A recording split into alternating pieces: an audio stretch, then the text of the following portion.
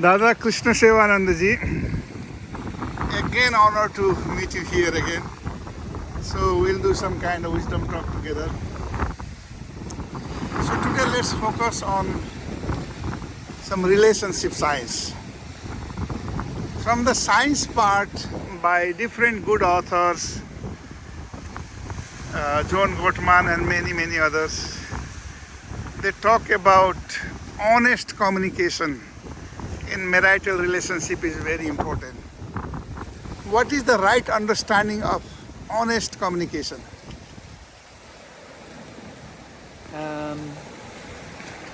I would come back to the idea of satya in the yamas and niyamas. So satya means not just being honest, but also having an element of benevolence, so that you have a feeling that you want to be honest, but you want to do it in a way which is benevolent and kind and good for the person that you're talking to. And sometimes being honest may conflict. For example, let's say somebody's mother just died. If you are brutally honest, you may give the person a shock, or if there's no love in your honesty, you may hurt the person. So as long as honesty is mixed with a sense of benevolence, and I put benevolence at a higher level of importance than the truthfulness, then I think honesty is good. You know, when we are talking about communication, in the Western kind of setup, mainly the verbal communication. Everything has to be said clearly in the word, then other one can understand. But many subtle things, many delicate things, many precious things are non-verbal, right? One can also understand each other, whether that person, what is the state of his or her mind. Through non-verbally, he or she don't need to speak much, but one should understand and understand that communication and try to behave accordingly. Does that make sense to you? Yeah, it makes a lot of sense. I think the most important precondition for communication is attention. So we'll talk about active listening, really being present, not half looking at your phone and not thinking about something else, but just being totally present with your full attention on the person. That's a kind of service, and that makes good communication even if you don't say anything. Exactly that. Today, when the couple are communicating, one partner or one spouse is just looking at the Facebook or something, saying yeah in the face, and then just that is not a honest communication, right? And also, I think this is something. It is distractions that create barriers and walls. Distractions, if your mind is half there, you're looking at Facebook or this or that, or you're thinking about something else, it creates a wall of noise. Right? What cuts us off from nature, from our deeper self, from the person that I'm talking to, is the amount of mental noise that is in my mind. But if I'm calm, present, focused, all those walls become transparent, and there is real connection. so important, Dada, so important. So my next thing in this relationship science is that emotion, because it seems like we human beings are flooded with the emotions. There is a difference between when it comes to emotion, emotional reactivity, understanding the emotional cues between male and female in human population, in us, right? Like husband and wife means the female, right? She has a different kind of maybe little more delicate, more reactive kind of communication, like in the Shiva Shakti things. Shakti was emotionally flooded when she knew that her father didn't invite Shiva to, and then whole story comes from there. So you as a saint, and you see from a very equidistance way what kind of emotional differences that we have between husband and wife, male and female, and what we need to understand to really balance out there. Well, no doubt there are differences. I think women put more importance on emotional connection and more importance upon. But from both sides, what will help us the most, I think, is that, again, the 5 yamas, so really taking this spirit of non-harming,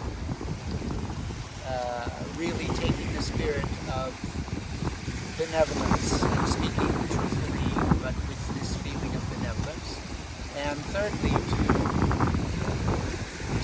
make a constant effort to see that this is God in the form of that person. And if you can really see the deepest divinity in that person, you are communicating with that person on a deeper level. So the hormones and the differences may be there, but what will help cut through that and still establish the good communication will be benevolence, kindness, the spirit of non-harming, and that respect for the divinity in the opposite person.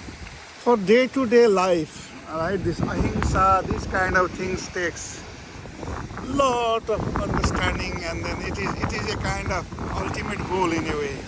But in day-to-day, in a marital context, what are the practical tips that you give to maintain an emotional balance, not ruining they also need some goody emotions in the marital relationship, but we should avoid destructive one to occur frequently, those emotions.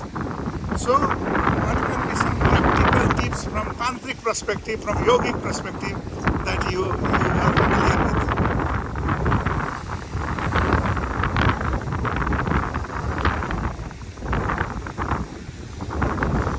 To me, the whole thing starts from what is the mood with which you are approaching the person yourself. What is your bhava? What is your feeling? I found out that, for example, when I'm giving a public lecture or talking with some people, if I cultivate the outlook that everyone is my family, then I feel less fear, I feel closeness, I feel that I can communicate with people on a different level. So,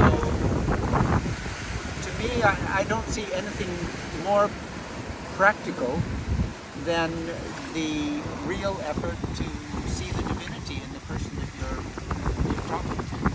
So for example, if my wife is in a fighting mood or complaining mood, Yeah.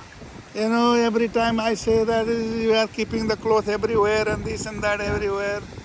So let's say that is her emotion, right? Yeah. And the emotion there is that in one way she is telling to me that, hey, because of me you are here. So you have to recognize that. She's looking for that recognition. But at the same time, the phraseology that she is using is you are really like a pig, right?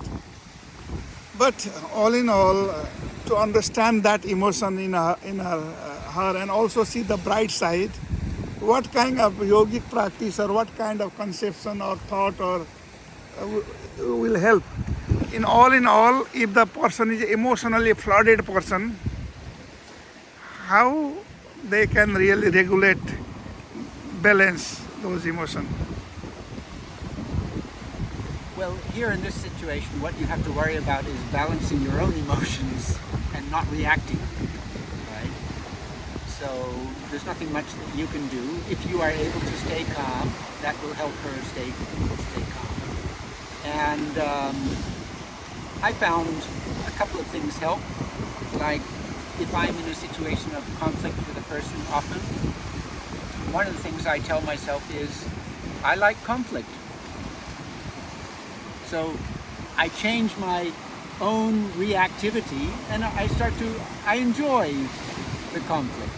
And then I think she's an idiot, but God loves her. It adds space to the situation, Sure. right? Sure. Or I tell myself, every idiot is me. Again, it brings a closeness.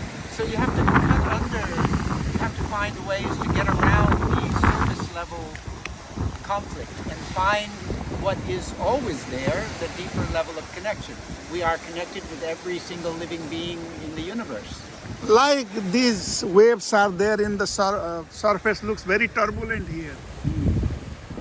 But in the deep, there's a calmness there too. There is also feel so where do you trust put on your- that. Where do you put your focus?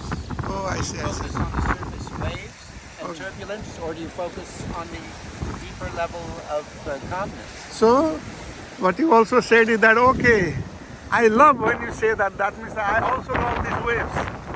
But I also know that you have another kindness, compassion, everything in you. So if that is the insights, that will resolve some problem associated with the emotion. Next question here is that adaptability and also adaptability here means that when one person is suffering in marriage or in the marital life, the science says that if other person also shows sufficiently that I am with you in your suffering, it's not only your alone. So in that way you adapt to that, because this many diaspora community are coming in a new countries and so on. And maybe in the beginning the man has a lot of challenges to find job, this and that. Then the woman will say that don't worry, I am also there, one of us will find and everything goes well. Like to give a feeling that this suffering is a shared suffering, is not only yours. So that is what they call it, adaptability to that situation. What do you say around it?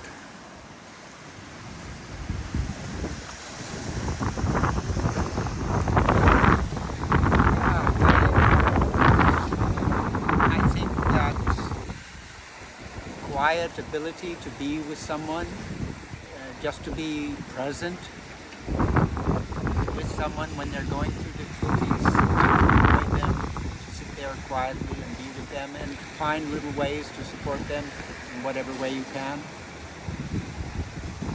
That will give a lot of support. Also many couples, when they come here, they don't find those kind of good side that they were experiencing at home. They start complaining. And then they overlook the bright side here. Like in Norway, there is a very good healthcare system, social security, this and that. And then, so the appreciating that bright side. What Sri Sri Anandamurti, when he talks about let everybody see the bright side of everything, what he means there? To train yourself to see the good things. One thing I heard an interview about a German Christian priest had a meditation center in New York, and the interviewer asked him if you could share one thing with all our listeners. What do you think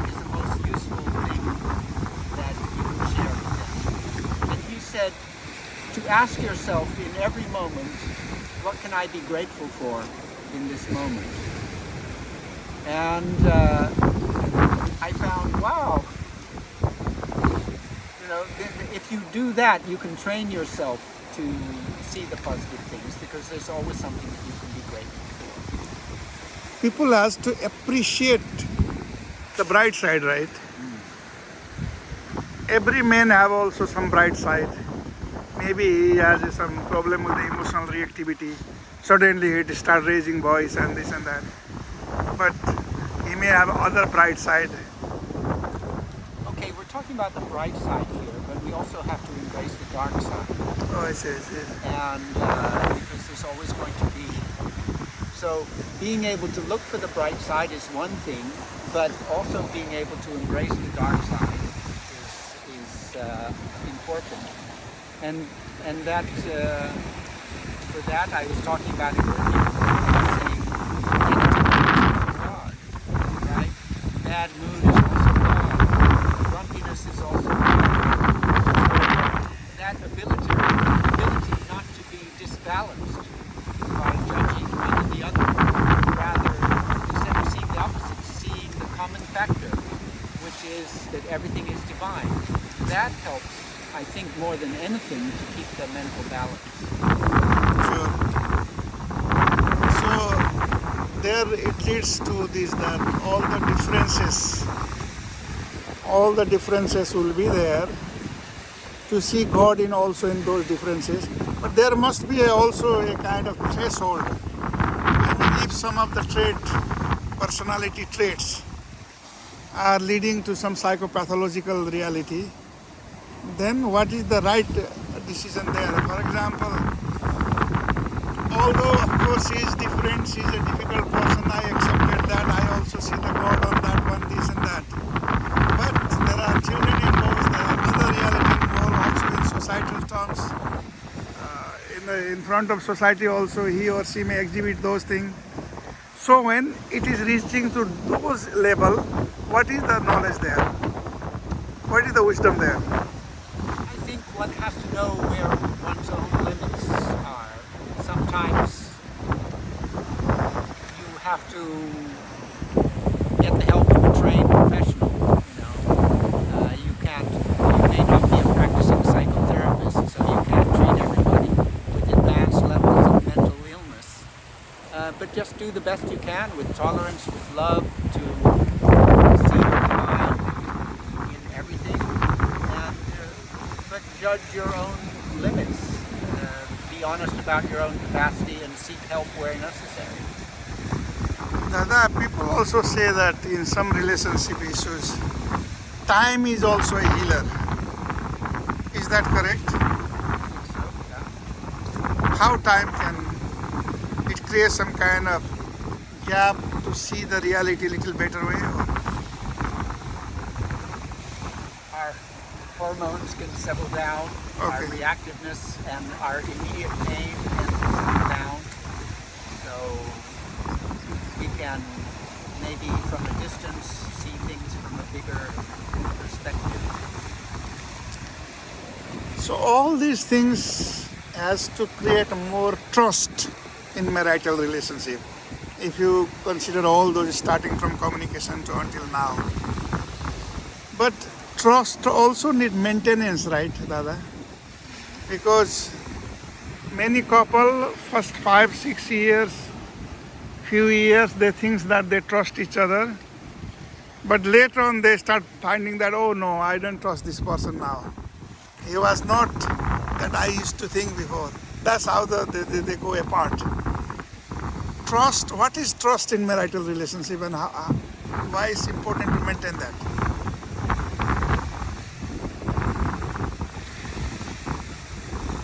I think trust is something you have to work at. And if you become lazy and self-centered, then you will lose the trust. So trust is built upon willingness to accept responsibility, willingness to accept sacrifices where necessary, and the need for that kind of thing will always be there. So if you get a bit lazy or self-centered, then you can lose that trust. Something you have to maintain all the time. So those micro moments of being together, the quality of that we should really see that those are not eroded completely. Meaning that this time together, the quality of time together. And it is not okay if you have taken your wife once upon a time to Africa, that is not enough. One has to have other occasion also. The recreational intimacy in society also you have to bring, and also if you have achieved something you have to also bring your spouse to share that one. And that way the trust can maintain, it requires maintenance, isn't it? Otherwise it will get rust. Yeah. Well, like we were talking about earlier today, the minute you stop swimming upstream, the current will take you back down. So some kind of maintenance is always necessary. Oh, that's true. Just like the salmon, in that metaphor, salmon want to reach its source, swimming back. But if we stop, then it will go back to the ditch again. In that metaphor, so it requires constant effort. Yeah. So that is the things. Finally, Dada, spirituality, spiritual life, many people say is the only meaningful life that will manage many relationship issues. So what is the importance of spirituality in managing marital relationship? Can you please elaborate this in greater detail with some example?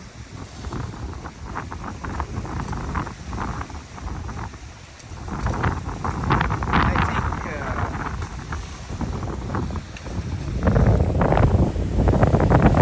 think as part of a couple, each person has to feel that they're making progress in their life. And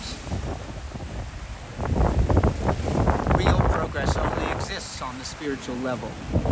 Every other kind of progress, whether mental or physical, has a flip side, a positive and a negative.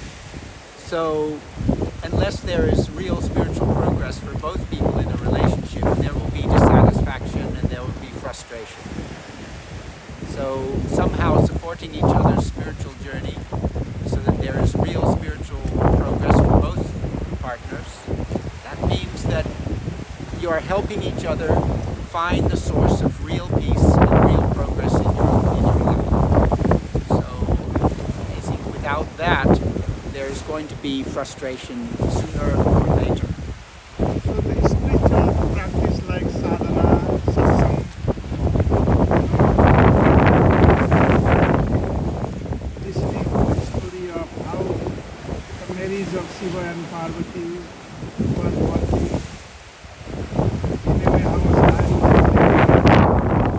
all these things also give us some kind of create a space that okay, it's not only difference between you and me, but there are role models in spirituality which are helpful. Is that correct, Dada? Yeah, I don't know to what extent Shiva and Parvati can be real models of these days, but I think it's always useful to look around and find couples or people that you respect and who are doing things well. And I think we learn best by having role models, having examples that we can look up to. Sure, Dada, for this time and for this moment that we are together here, it's a lot of insights. And then you being a saint, which take care of the well-being of other, giving this unconditional time and this insight, I thank you so much. And I really love you. Thank you, Dada. And I please bless me also a little bit here. And I always, you know, what I love you very much, your beard.